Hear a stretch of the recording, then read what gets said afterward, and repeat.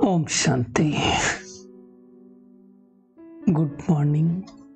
साकार मुरली 14 मार्च 2023। बाबा का मीठा मीठा पत्र हम मीठे मीठे बच्चों के मीठे मंथन के लिए। मंथन शुरू करने से पहले पवित्रता के सागर शिव बाबा की पवित्र भरी किरणों के नीचे बैठ जाते हैं और अनुभव करते हैं, मैं पवित्र स्वरूप आत्मा हूं, सत्यम शिवम सुंदरम शिव बाबा की संतान हूं। आज मीठे बाबा ने कहा, मीठे बच्चे, शिव बाबा अलौकिक मुसाफिर है। लौकिक नहीं है ना वो, जो तुम्हें खूबसूरत बनाता है। जैसे वो खूबसूरत है उससे ज्यादा कोई खूबसूरत नहीं इस सृष्टि पर, वैसे हमें भी वो खूबसूरत बना रहा है। बाबा कहते हैं, तुम इस मुसाफिर को याद करते करते फर्स्ट क्लास बन जाते हो। देखिए, जब हम किसी को याद करते हैं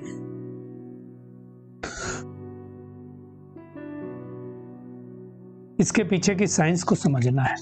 जब हम किसी को याद करते हैं तो क्या होता है, हमारे मन की फ्रीक्वेंसी उसके मन की फ्रीक्वेंसी से जुड़ जाती है, और जब हमारी फ्रीक्वेंसी उससे जुड़ जाती है तो उसके प्रकंपन हमारे पास आने लगते हैं, और फिर क्या होता है कि हमारे अंदर वो ऊर्जा आकर के हमारा परिवर्तन करती है।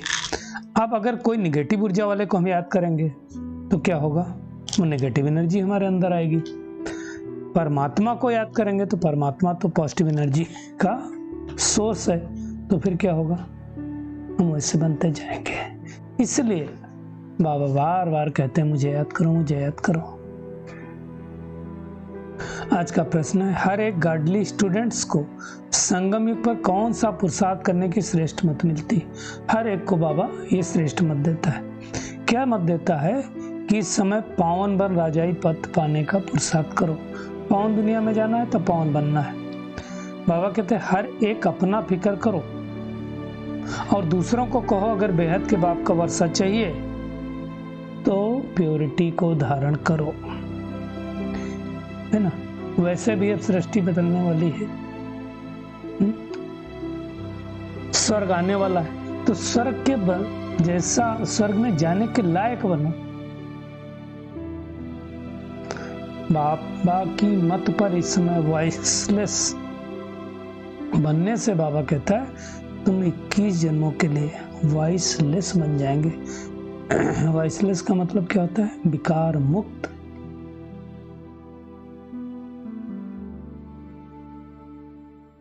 आज का गीत है, वो दूर के मुसाफिर मुझको भी साथ ले ले, मैं रह गया अकेले। कौन है दूर का मुसाफिर? वो निराकार परमपिता परमात्मा शिव इस धरती पर आया हुआ है। जब वो इस सृष्टि से जाएगा तो कुछ आत्माओं को तो साथ में लेके जाएगा, कुछ आत्माएं पीछे पीछे आएंगी। जो पीछे पीछे आएंगी उसके साक्षात्कार हो करके ये गीत गाएंगी। तो हमें वैसा नहीं करना है, हमें उसकी याद के द्वारा उसके जैसा बन जाना है, क्योंकि हमारा वो माता पिता वही दूर का रहने वाला है।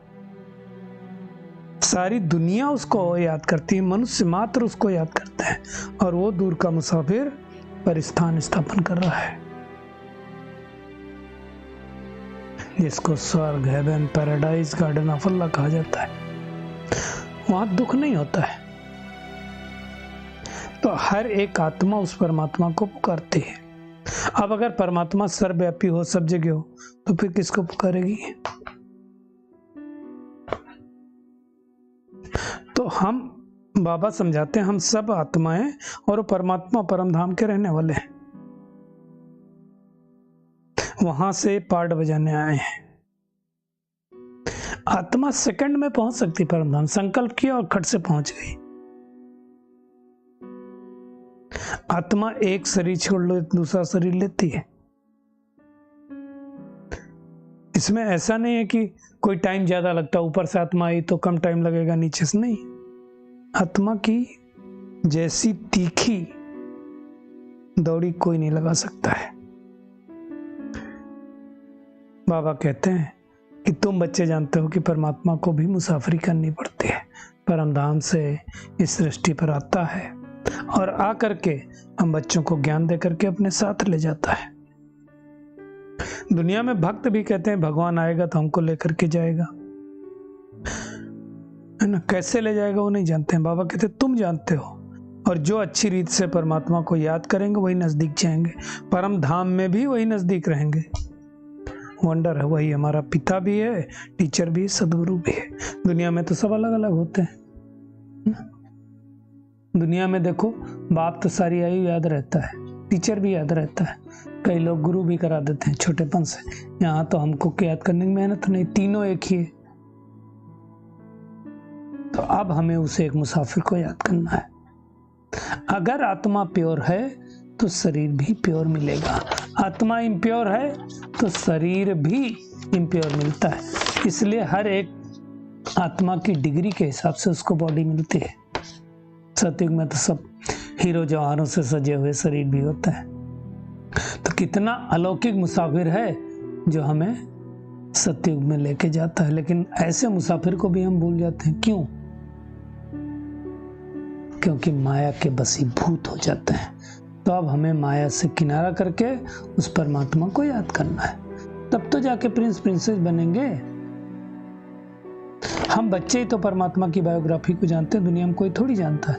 हम ही को बाबा ने बताया कि हम सुंदर थे, माया ने हमें कौड़ी तुल्य बनाया। अब भगवान फिर से हमें हसीन मुसाफिर बना रहा है। हम ही सूर्यवंशी थे, हम ही चंद्रवंशी थे, हम ही धीरे धीरे वैश्यवंशी और शूद्रवंशी बने। अब ब्राह्मण वंशी बन करके फिर से सूर्यवंशी बनने वाले हैं। तो हमें क्या करना है? अपनी बुद्धि को सब तरफ से हटा करके एक बाबा की तरफ लगाना है। अभी करना है, बाद में बहुत लेट होने के बाद कुछ नहीं कर पाएंगे। बाबा कहते हैं समझो कि हम एक्टर हैं, पार्ट बजाते बजाते अब अंतिम समय पर पहुंचे हैं। आत्मा अशरीरी आई थी, अशरीरी जाएगी। बाबा ने कहा जो पावन बनेंगे ना वही नई दुनिया के मालिक बनेंगे। सारी दुनिया तो स्वर्ग में नहीं जाएगी, बहुत थोड़ी आत्मा जाएंगे। अगर सतयुग त्रेता की आबादी मिला भी लें तो 33 करोड़ होती है। तो सारी दुनिया कोई राजयोग नहीं सीखेगी, राजयोग तो बहुत कम सीखेंगे। बाकी तो प्रजा होगी प्रदर्शनी से और ये सब। बाबा ने कहा सारी दुनिया पावन चाहिए उस समय, इसलिए साफ सफाई होती, इसलिए सृष्टि पर परिवर्तन होता है। सतयुग में कितनी साफ सफाई थी, सोने के चांदी के महल होते हैं। तो ये ऐसी दुनिया फिर से आने वाली और भगवान बना रहा है। दिव्य दृष्टि से बहुत सारे बच्चों ने साक्षात्कार भी किया है।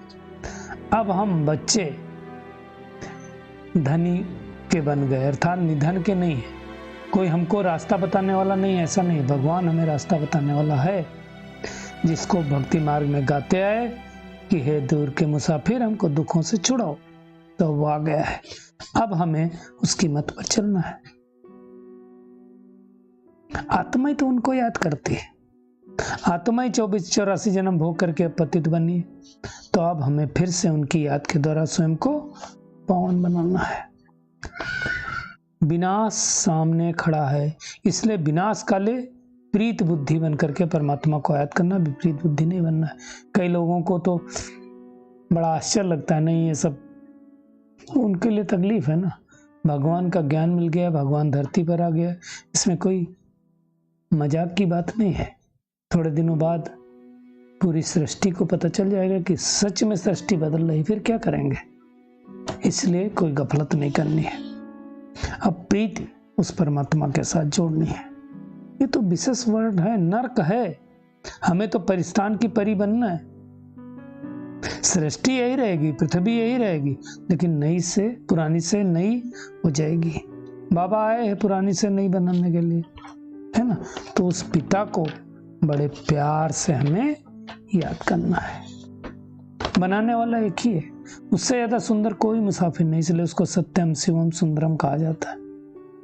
ना एक सत्य ज्ञान देने वाला कोई दूसरा है, ना उससे ज्यादा सुंदर कोई है, और ना उससे ज्यादा कोई कल्याणकारी है।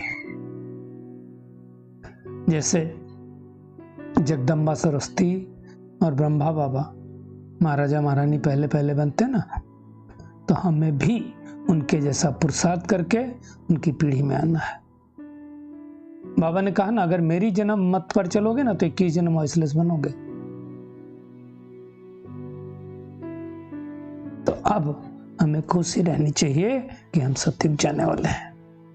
यहाँ तो दुख है, वहां तो गर्भ महल होगा, यहाँ तो गर्भ जेल है। जितना जितना हम बाबा को याद करेंगे, उनकी मत पर चलेंगे, उतना ज्यादा हम सत्युग के स्वर्ग के लायक बनेंगे।